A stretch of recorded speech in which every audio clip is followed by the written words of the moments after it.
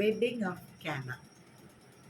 கானாவு திருமணத்தை குறித்து நம்ம பார்ப்போம். இயேசுவோட முதல் அற்புதம் தண்ணீரை ரசமாக மாற்றியது. The light media presence. 3ஆம் நாளிலே கலிலேயாவில் உள்ள கானா ஊரிலே ஒரு கல்யாணம் நடந்தது. இயேசுவின் தாயும் அங்கே இருந்தார். இயேசுவும் அவருடைய சீஷரும் அந்த திருமணத்திற்கு அழைக்கப்பட்டிருந்தார்கள். அந்த திருமணத்திலே திராட்சை ரசம் குறைவுபட்டது. இயேசுவின் தாய் அவரை நோக்கி, திராட்சை ரசம் குறைவுபட்டது என்று சொன்னார்கள். அதற்கு இயேசு, ஸ்திரீயே, உனக்கும் எனக்கும் என்ன என்றார். அதன் பிறகு இயேசு சொல்லுகிறபடி செய்யுங்கள் என்று மரியாள் கட்டளையிட்டார். யூதர்களின் கால் கழுவுகிற தொட்டிகளில் 6 கற்சாடிகள் அங்கே இருந்தது. இயேசு வேலைக்காரரை நோக்கி, தொட்டியை நிரப்புங்கள், தண்ணீரினால் நிரப்புங்கள் என்றார். அவர்களும் நிரப்பினார்கள். இப்பொழுது தண்ணியை மொண்டு கொண்டு போங்கள் என்று சொன்னார். அனைவரும் மணமகனை நோக்கி, நல்ல திராட்சை ரசத்தை முதலில் கொடுப்பார்கள், நீரோ இதுவரைக்கும் வைத்திருந்தீரே என்றார்கள். அதாவது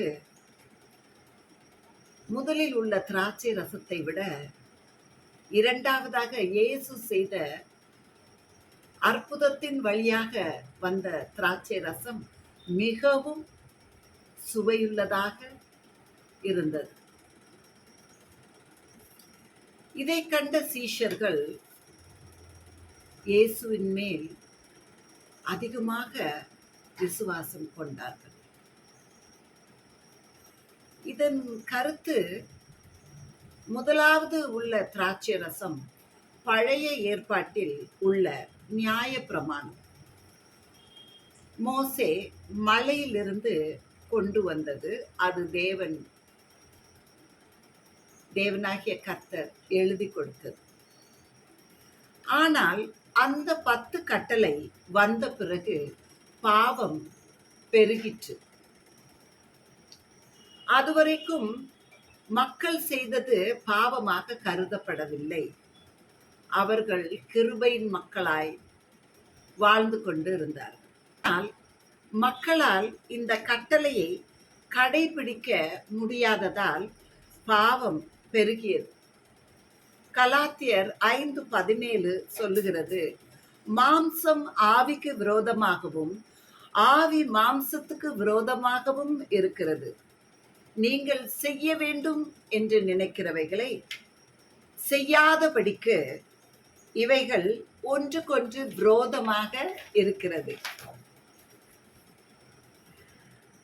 ஆவி நல்லது செய்ய வேண்டும் என்று நினைக்கிறது, ஆனால் ஆத்துமாவோ உடல் இச்சிப்பதையே செய்கிறது.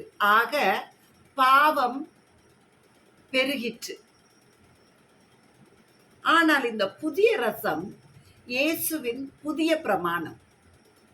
கலாத்தியர் 5:14 படி, உன்னிடத்தில் நீ அன்பு கூறுவது போல பிறனிடத்திலும் அன்பு கூறுவாயாக என்கிற இந்த ஒரே வார்த்தையிலே நியாய பிரமாணம் முழுவதும் நிறைவேறும். கலாத்தியர் 5:16 படி, பின்னும் நான் சொல்லுகிறது என்னவென்றால், ஆவிக்கேற்றபடி நடந்து கொள்ளுங்கள், அப்பொழுது மாம்ச இச்சையை நிறைவேற்றாது இருப்பீர்கள்.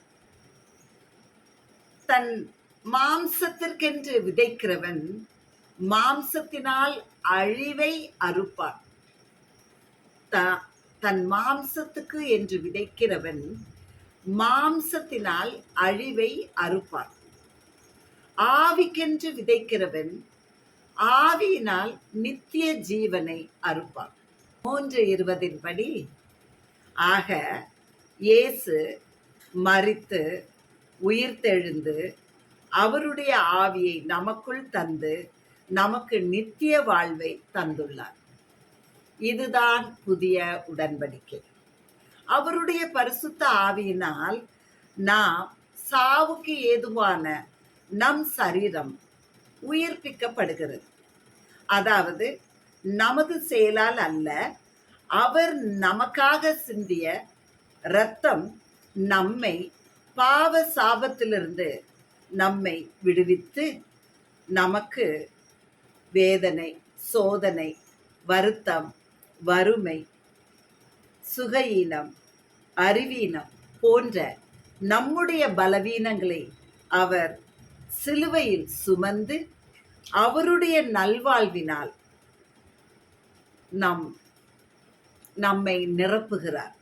அவருடைய நல் வாழ்க்கையினால் நம்மை நிரப்புகிறார்.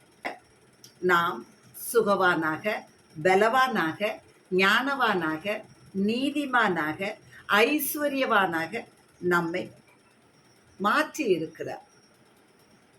இதுதான் அந்த இரண்டாவது ரசம், அதி சுவையுள்ள ரசம்.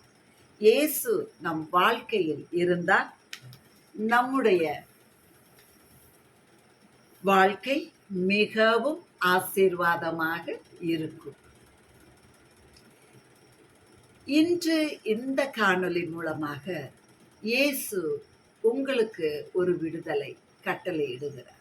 இழந்து, குடும்பத்தை இழந்து, கணவனை இழந்து, உறவுகளை இழந்து இருக்கிறீர்களா? என் கணவர் என்னை நேசிக்கவில்லையே என்று வருத்தத்தோடு இருக்கிறீர்களா? என் மகளுக்கு வரன் அமையவில்லையே என்று கவலையோடு இருக்கிறீர்களா? என் மகள் வாழ்க்கையை இழந்து நிற்கிறாளே என்று வேதனையோடு இருக்கிறீர்களா? என் மகன் படித்துவிட்டு இன்னும் வேலை கிடைக்கவில்லையே என்று கவலையாய் இருக்கிறீர்களா? இயேசு நம் வாழ்வில் இருந்தால் குறைவுகள் நிறைவாய் மாறும். அவர் நிறைவுள்ளவர், அவர் நிறைவானவர். இயேசு இன்று உங்கள் வீட்டிற்குள் வந்து சாம்பலுக்கு பதிலாக சிங்காரத்தை தருகிறார். ஆமென், ஹல்லேலூயா. இயேசு தண்ணீரை ஆசீர்வதித்தார், அது ரசமாக மாறியது, அதிசுவையுள்ள ரசமாய் மாறியது. முதல் ரசத்தை விட அதிசுவையுள்ளதாய் இருந்தது. அதே போல இன்றும் இயேசு உங்கள் வாழ்க்கையை அதிசுவையுள்ளதாய் மாற்றுகிறார். நம் குறைவுகளை நிறைவாய் மாற்றி முடிவில்லாத சமாதானத்தை தருகிறார். அந்த நல்ல இயேசுவுக்கு நாம் நன்றி சொல்லுவோமா? ஆமென், ஹல்லேலூயா. மீண்டும் அடுத்த வீடியோவில் நாம் சந்திப்போம். அதுவரையில் வணக்கம் கூறி விடை பெறுவது இன்சொல்லு.